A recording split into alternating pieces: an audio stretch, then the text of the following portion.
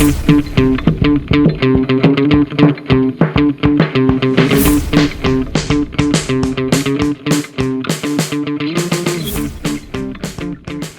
байцгаана уу? Монгол Японы төвийн бизнесийн сургалтын засгийн ажилтан баяр маань.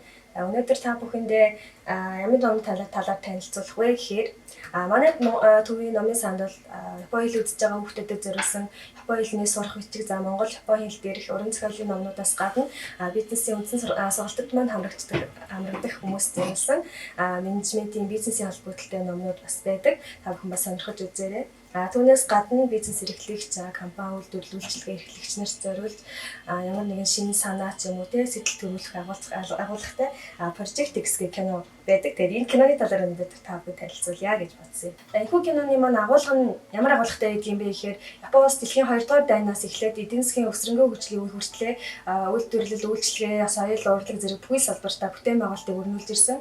Энэ хугацаанд ямар хүнд хэцүү зүйлтэй асуудлуудтай тулгарсан, түүнийг хэрхэн давж дуулсан, ямар шийдэл төрсөн бэ гэдэг бүх зүйлээ бодтойгоор тухайн үед бас ажиллаж исэн, тухайн төслүүдээр ажиллаж исэн хүмүүсийн ярилцлагатайгаар оруулсан байдаг онцлогтой. За манай төвд бол нийт Project X-ийн 320 орчим кино, англи, япон, за Вьетнам төрөл бүрийн хадгалт орчуулагтай байгаа. Үүнээс гадна бас цөөн төрлөөр Монгол орчуулагтай байдаг болохоор та бүхэнд ямар кино байгааг харуулад явъя гэж бодож байна. Тэгээд олон хэл дээгүүр хадмал орчуулагтай байдаг. Монгол хэл дээгүүр ямар кино байна вэ гэхээр за шуудангийн үйлчлэгээ хэрхэн хөгжүүлсэн бэ?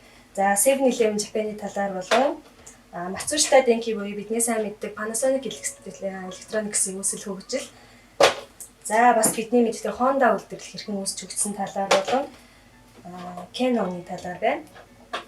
За мөн Японд очих гэж байгаа болон Япон хүмүүстэй бизнесийн яриа хэлэлцээр хамтарч ажиллах гэж байгаа хүмүүст зориулсан гадны хүмүүсийн мэдж авбал зохистой Япон орны онцлог, ёс заншил, Япон хүмүүсийн сэтгэхүйн талаар бас танилцуулсан кинонууд.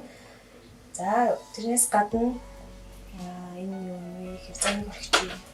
За Нарита усны бодол хэрхэн үүссэн. За тэгээд энэ саяны орхисон юу юм бэ? Toyota үйлдвэрлэл буюу одоо бидний хамгийн сайн мэддэг үйлдвэрлэл талаарх кинонууд байгаа юм байна. За тэгээд кинонууд маань үргэлжлэх хугацаа хамгийн багадаа 10 минут, за уртдаа 50 минут байдаг. Тэгээд харамсалтай нь NHK телевизийн зохиогч эрэхтэй байдаг учраас гэрээ гарах боломжгүй байдаг юм аа. Тиймээс манай номын сангийн үнэмлэхтэй хүмүүс болон эсвэл бизнесийн үндсэн сургалтад хамрагдаж байгаа хүмүүс хичээл болгоны өмнө бид нэр санаа сэтэл өгөхөөс агуулгатай кинонуудыг гаргадаг учраас чөлөөтэй ирээд бизнесийн сургалтад хамрагдаж байгаа хүмүүс маань чөлөөтэй ирээд үзэж сонирхох боломжтой. Бусад хүмүүс маань номын санд карта үзүүлээд номын сандаа үзэх боломжтой гэдэг юм аа. За тэгээд баярлалаа.